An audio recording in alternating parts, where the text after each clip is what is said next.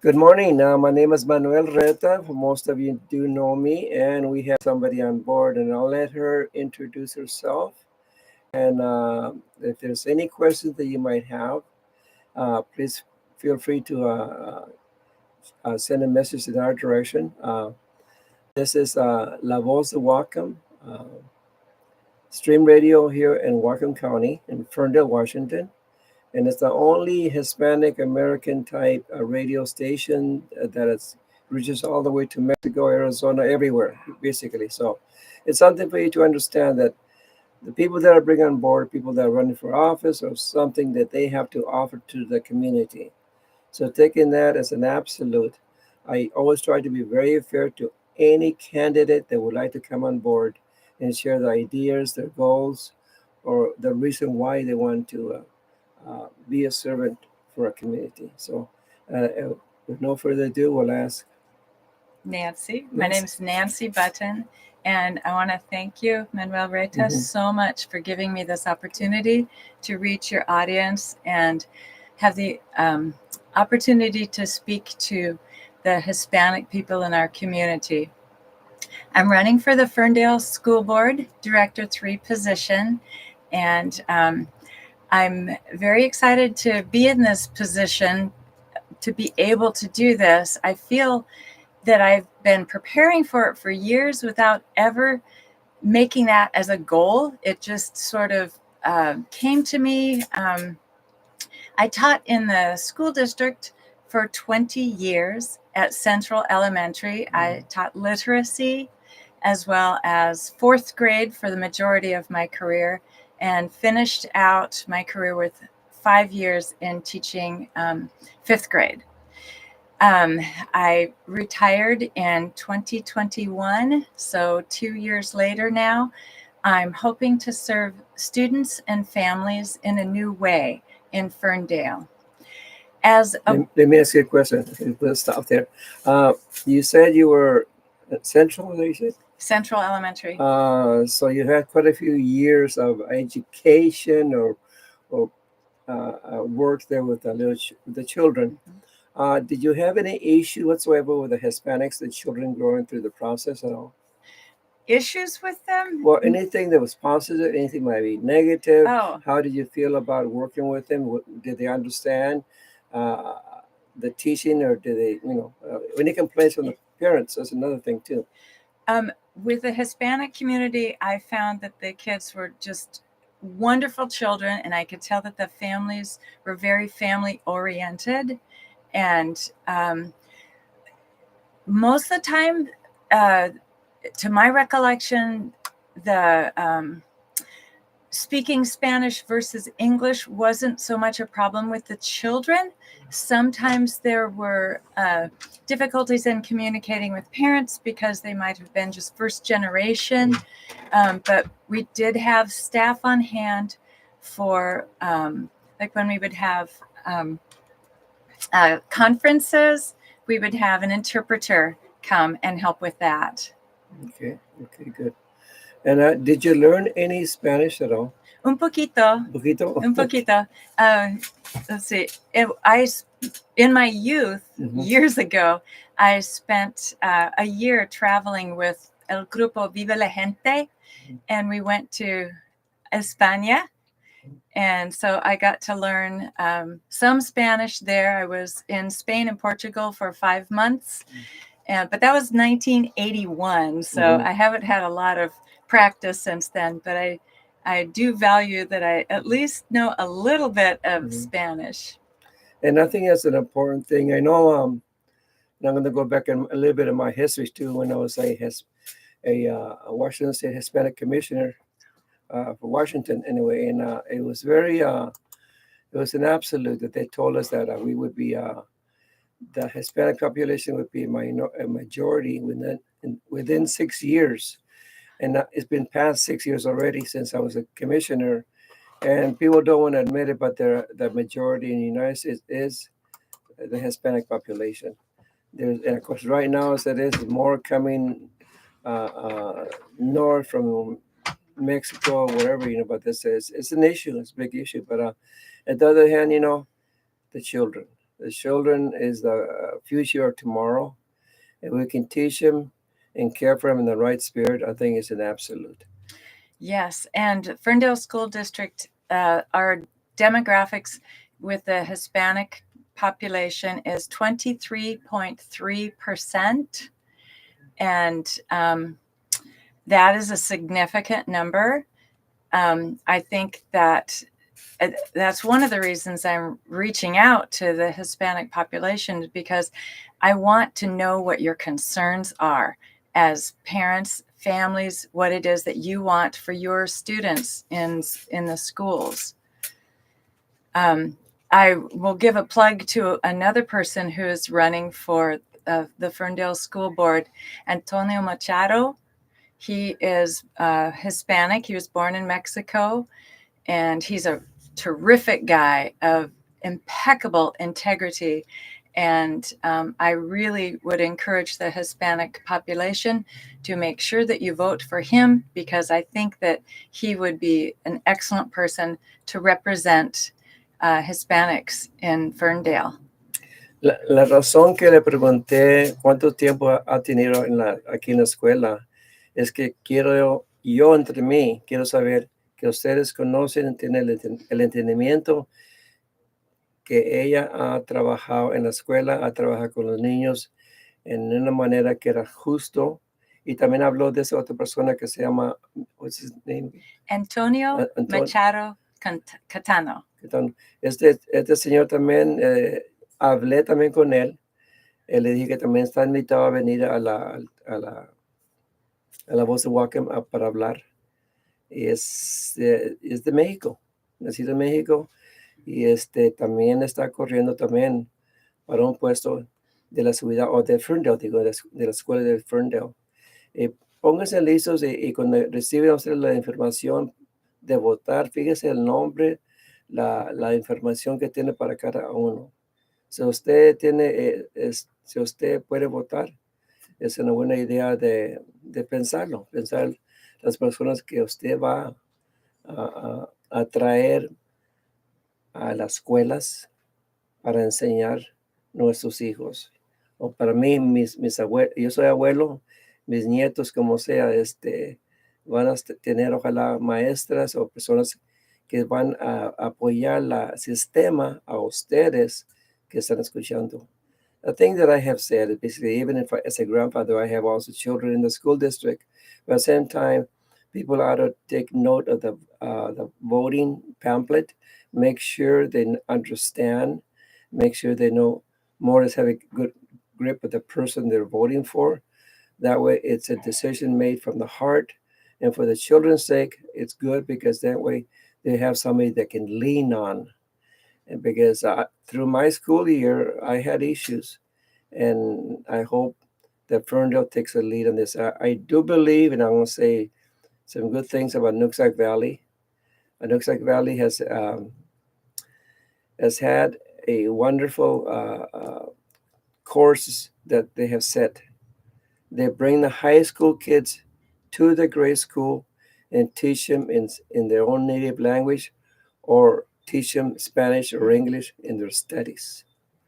And by the time those high school kids graduate, those children in grade school, they admire, they stand out, the self-esteem. And also the difference is the high school kids, they have a higher self-esteem because they've accomplished something for the little ones. I went to Linden.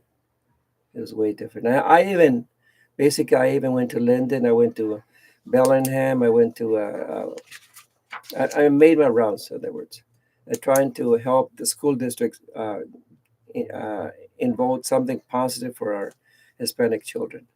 And Greg Baker called me up and said, "You're starting trouble, aren't you?" I said, "No." But he says, he thanked me. He thanked me, "Keep on doing what you're doing." Greg Baker hired what's her name? Mrs. Meeker, as right below him to also undertake the process. I did reach out to the ex-superintendent here. I didn't get nowhere, I'm sorry. and unfortunately, people do make their own choice. But what I'm doing is trying to bring the community together. We need teachers or people involved in the schools that will reach out and provide a avenue that will help their kids, their children, grandkids, whatever, go up the different ladder in a positive way. Yes. That's it. Yes, I agree. I wrote down that what you said about Nooksack. I think that sounds like a really good mentoring Mhm. program. It sounds like it's Mhm. good for the kids who receive it as well as those that administer it, the older kids. That Mhm. sounds like a great thing, and that would be something to introduce here. We do have a new superintendent since the last one that you spoke with Mhm. about that. And from what I have seen so far of Dr. Christy Dominguez, I think she's doing a really good job. The first thing she did was implement this You Belong program, which has been very helpful for reestablishing morale in our Mhm. district, because I think morale has been very undermined from the previous superintendent. I don't feel like she held the values that our community holds, and she ushered in things which I think were not positive for Mhm. our students. For example, one of the things that happened under her tutelage was eliminating an SRO, which is a student resource officer, and they cut that out of the budget in 2020. And then when the next levy passed with funds to be able to reestablish that, she chose not to, and she did so for political reasons instead of safety reasons. And I think it's really important that we bring back student resource officers. Back when we had one, he would come and visit Central, and the kids just loved him, and it helped students learn that you are respectful of police officers and they are good people trying to keep them safe, and not the other way around, which the previous superintendent said that they criminalized some student behavior. And Yeah. I think that is not the kind of attitude that we as a community have. So I would like to see bringing an SRO back, or I'm not sure how many, but I would Mhm. make that a proposal if I am honored with your vote to get on the board. I think that that would be a good thing for student safety. I appreciate what you said just now, and I'll follow up on that too in a minute.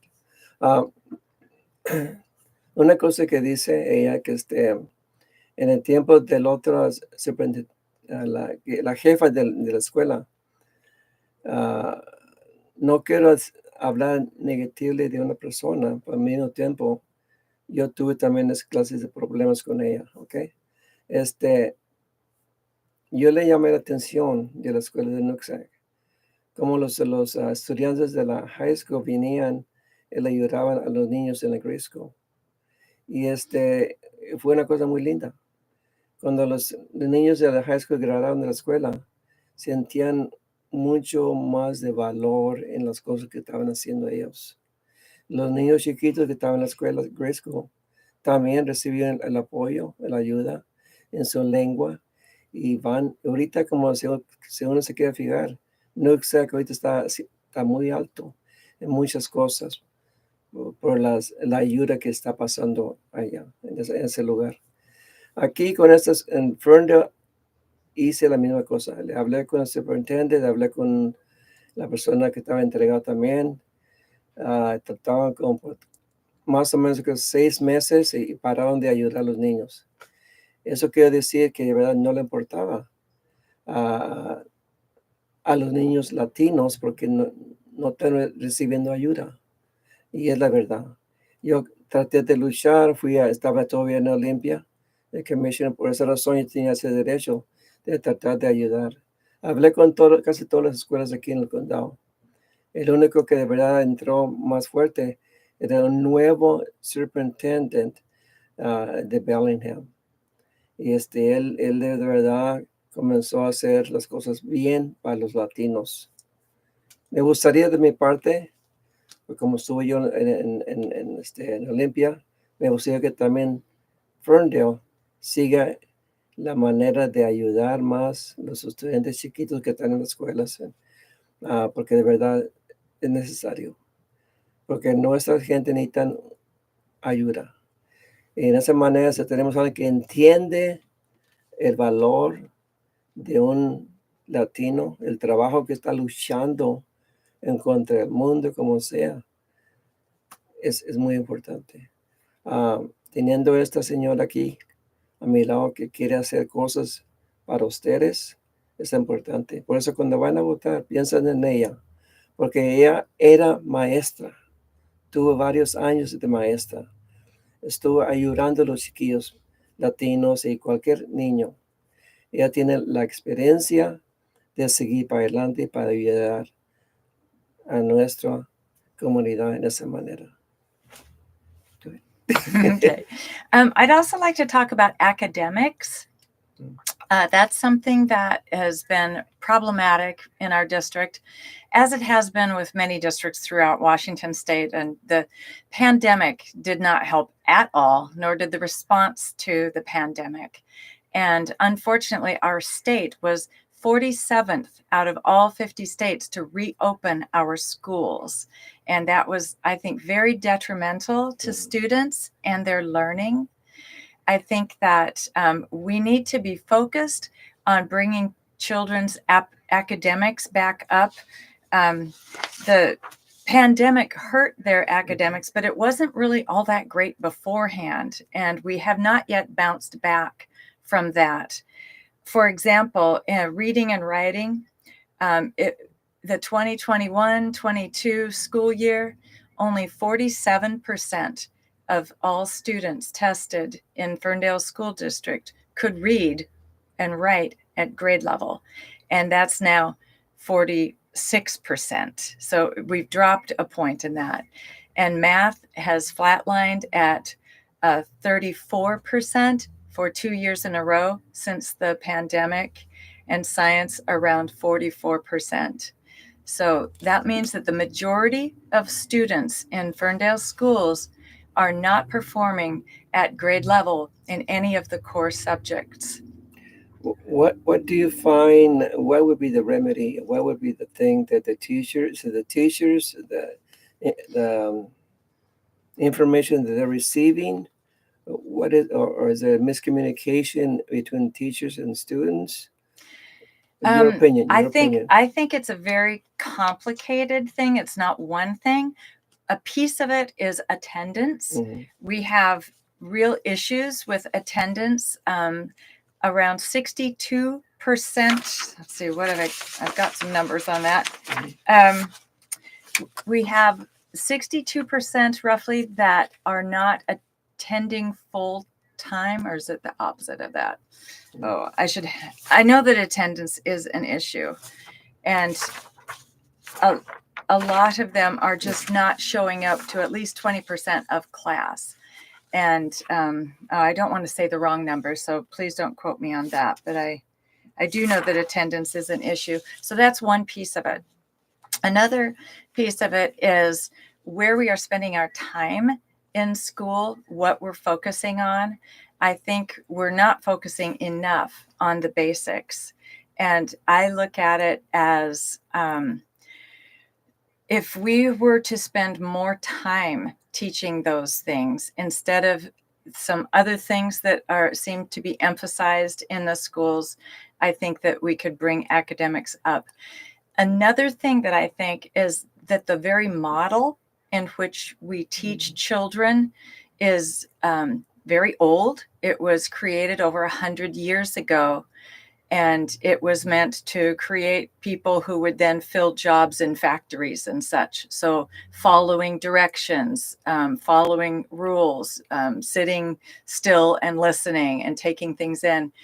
That evidently isn't working anymore. And the kinds of skills that students need now are not the kinds of skills they needed 100 years ago.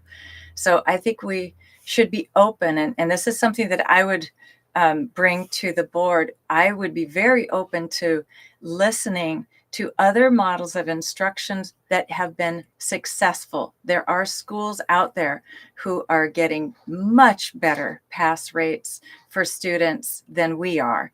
And I would love to see opportunities for parents to be able to choose a pilot school within our own school system if it would give a different way of teaching students that has been proven to be successful, as well as staying within the amount of money that we have for students. And there's a lot of money for students. This year it's $19,500 per student, which is another issue I'll get to in a moment.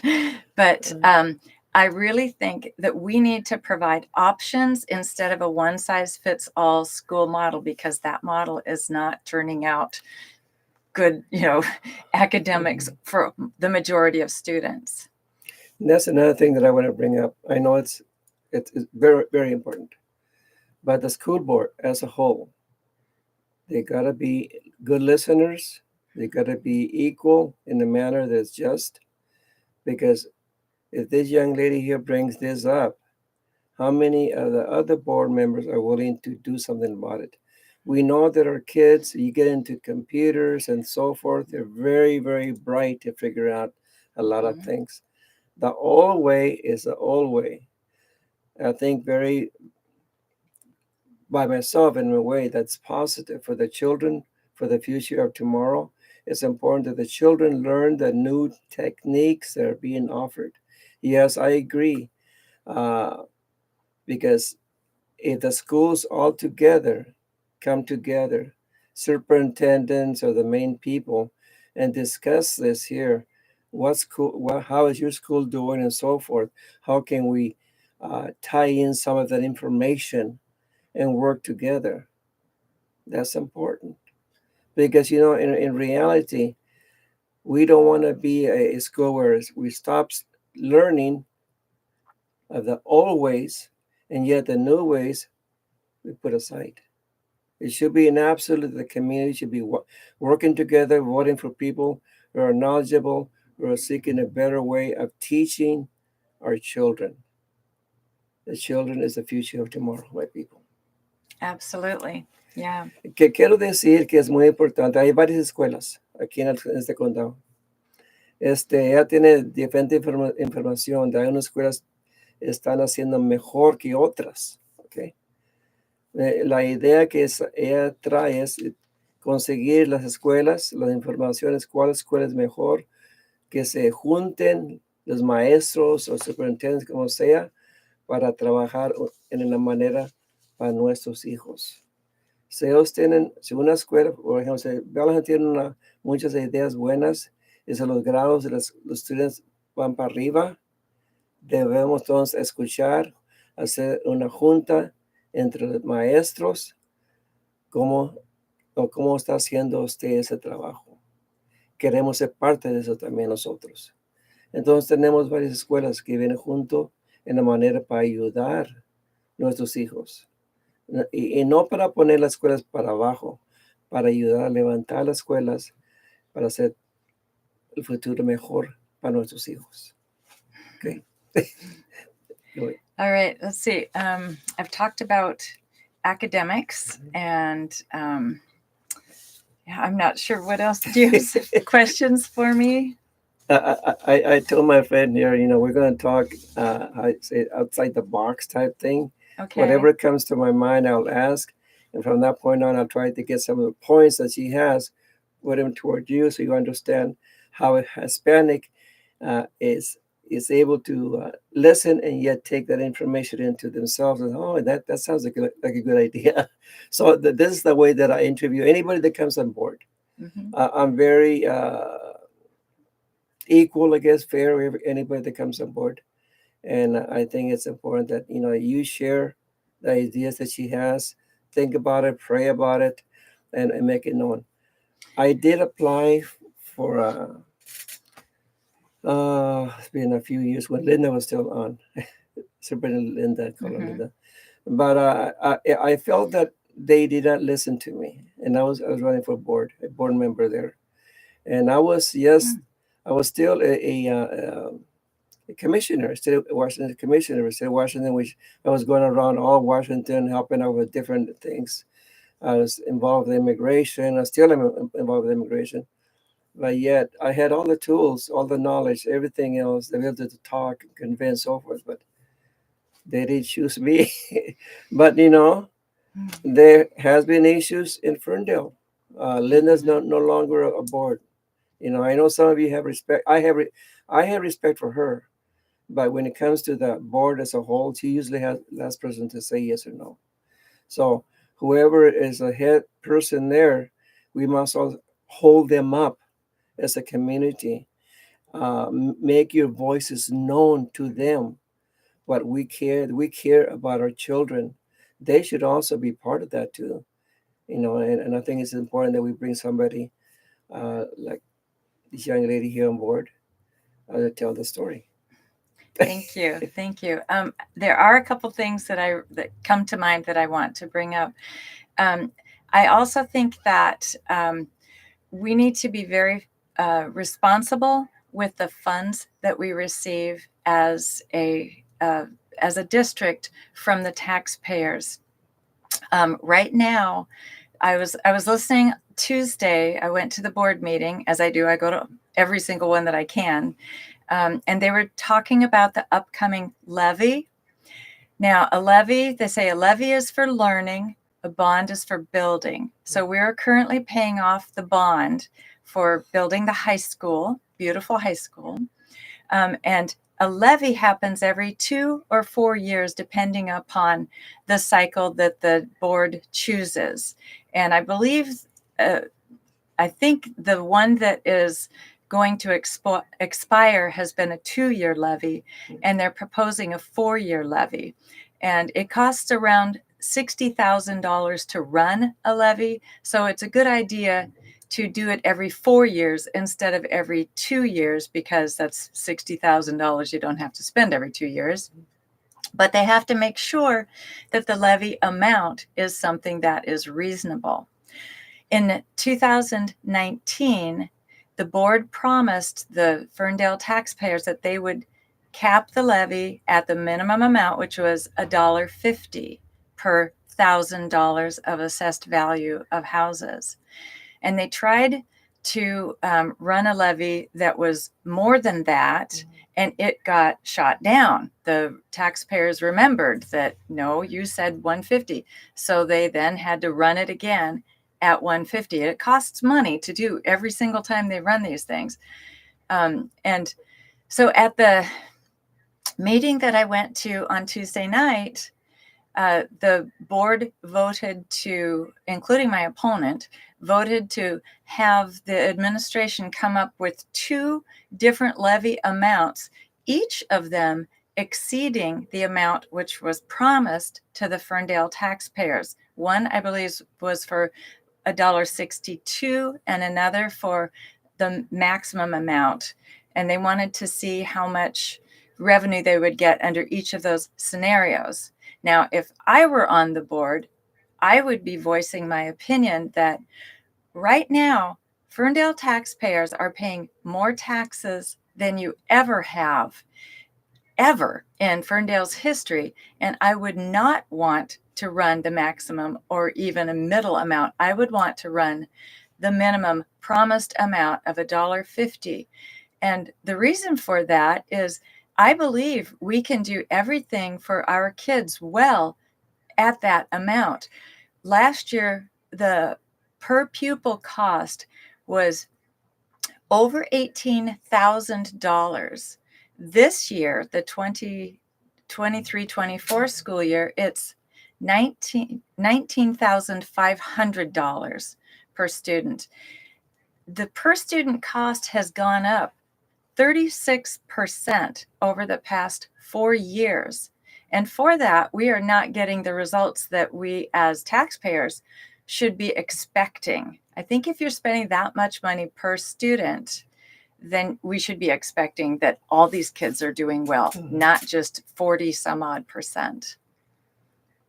Very good point. And then I hope you can understand, why she's in here. She digs out all the information for you. And a lot of us don't go to a lot of board meetings whatsoever. We don't know all the facts, all the numbers. It's very important that a person brings the truth out in a way that's positive for the community. Because why? Our children's it's at stake at this time. Voting's coming up, and I hope that you will be able to make or have the discernment to elect the right person for this position. Okay, and your position is Ferndale School Board Director 3. But everybody gets to vote for all directorships. So there's District 1, District 2, District 3. And District 1, Beth Perry is running against Kevin Erickson. Kevin Erickson has been on the school board for the past 13 years. And all of these expenses have come in under his being in charge of the board. Antonio Machado is running against Brett Bodie. And Antonio Machado has strong family values and integrity. And I would highly recommend you vote for him and Beth Perry. And for me, Nancy Button, I'm running against Tony Jefferson. And I would really appreciate and be honored to earn your vote. I really want parental transparency. I think that the district needs to be very open with parents about the decisions that they make. And I could talk another segment about some of the things that I would bring forward to the parents if I were on the board, because I think that decisions need to be made with full transparency. And like always, I've always said, Nancy's can come on narrator another time. And we need that communication. We need what's going on in the school board. We need that because you are paying for it. I am paying for it. So we want to make sure that money goes in the right direction to help our children in a way that's proper. So that's an invitation for you. I know I'm going to be gone for about a week or so, me and my wife, but we'll still be able to come back and invite you over whenever you're able to come on board. And anything new you want to bring on, we'll say amen to that, and we can go from there. Thank you. I appreciate this opportunity. Okay. Thank you so much. And for those that are listening, it will be on internet, on YouTube. So at that time, you can listen to what she has said, Nancy has said, and just think about what was brought up on this show. We're not in a commercial station paying a whole bunch of money to have somebody interviewed. This is free from our heart to the community, so you understand that we're not tied into anybody. As a minister, I have to be fair with everybody. Okay, very simple. At the same time, I will try to bring up information that maybe you might be interested in. But as a whole, be patient and how to say. Yes, be patient to everything that was said today and think about it. Pray about it, okay? Without getting into it too much religion whatsoever. So it's pray about it, that we do have candidates that are really trying to do what is right for our community, especially for our children. Okay. I think that is it. All right. Lady. Thank you so much. And thank you very much. And I hope you can share this with other of your friends to listen. And if you have any other questions, you can come and knock on my door and we can talk. I can talk to anybody. Okay. Thank you very much. All right. Thank you.